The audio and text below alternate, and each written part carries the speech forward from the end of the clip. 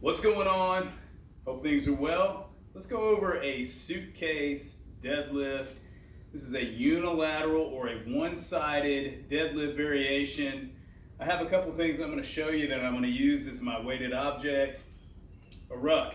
Ruck is a nice pack. If you have a go ruck like this one, you even have a handle that's convenient for this particular movement.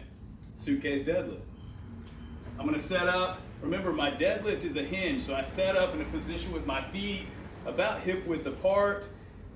Powerful position because this is the position, if I'm going to jump straight up, my feet are going to be about hip width apart. So think about that. Think about setting yourself up in a good position. I'm more narrow than what you would think of for a squat stance position. So I have roughly a little over 50 pounds that's in my ruck. So I'm going to set up, feet about hip width apart. I'm going to grab my handle. Remember, hinge, so I'm going to push my hips back. I'm going to come down to my object. I'm going to brace, and I'm coming up. There's one. Slowly back down.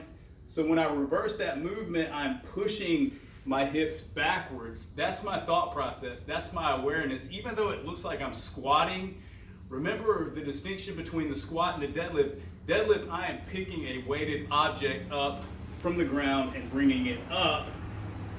The squat's somewhat the reverse of that. I start with a weighted load and I'm coming down. Anyway, you get the idea. Let's stick with the deadlift. Here, right back up. Hinge, right back up. I have the advantage of the height of this ruck, meaning I don't have to go down that far to the ground to receive it. So I would get a little bit more weight into that. So you have the challenge. Now, let's talk about if you don't have a ruck and you have a deadlift or a dumbbell to deadlift, I can put that on the ground, I can hinge.